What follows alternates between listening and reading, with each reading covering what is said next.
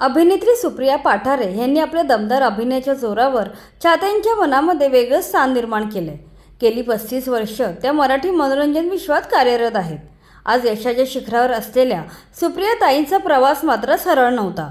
सुरुवातीला गडगंज श्रीमंती ते प्रचंड गरिबी, मोठा बंगला ते भाड्याचे घर, लहानपणी धुणी भांडी करून घेतलेले शिक्षण, नंतर अपहरण होऊन राजस्थानात अडकून पडणे, अशा अनेक संकटांच्या मालिकांना त्यांनी तोंड दिलं आहे। या सगळ्यांचा सामना करत त्यांनी अभिनयाच्या क्षेत्रात स्वतःचं स्थान निर्माण केलं। नुकत्याच एका मुलाखतीत त्यांनी आपल्या आयुष्यात घडलेल्या या भयानक प्रसंगाबद्दल भाष्य केलं आहे।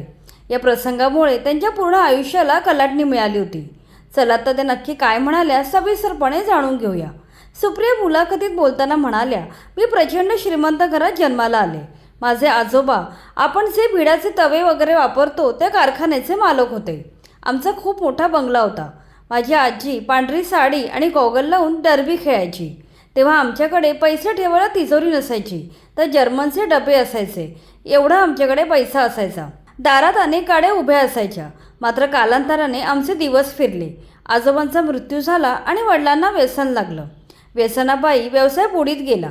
खूप कर्ज झालं। एक वेळ अशी आली की बंगला, गाडी सर्व विकावे लागले। त्यात वडिलांचा मृत्यू झाला आणि आम्ही अक्षरशः रस्त्यावर आलो। माझ्यासाठी तो काळ खूप कठीण होता। आम्ही खूप हालाकीचे दिवस काढले।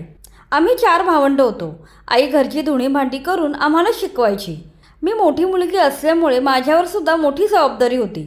आईला मदत करायला मी सुद्धा तिच्यासोबत घरकाम करायला जायचे। सुदैवाने आमच्या शाळेत 2 गरीब मुलांना शिक्षकांनी दत्तक घेण्याची प्रथा होती।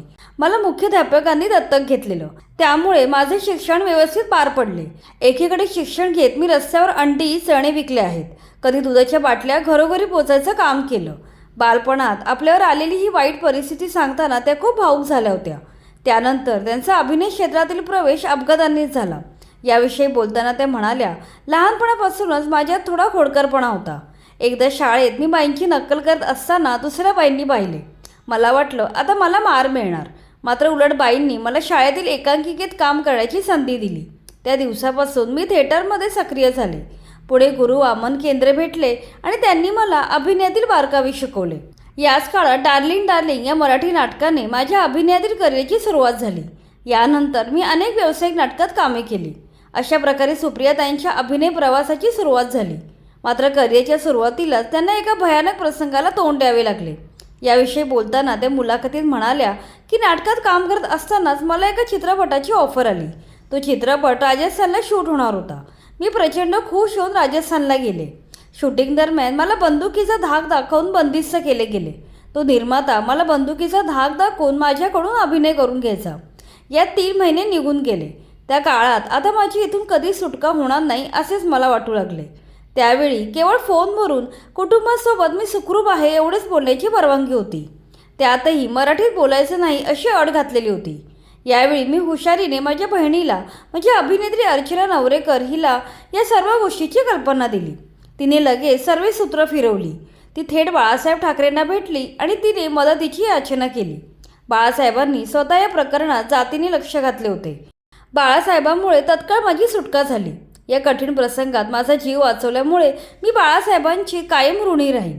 अशा प्रकारे या मुलाखतीत सुप्रिया ताईंनी आपल्या आयुष्यातील खडतर काळावर भाष्य केलं।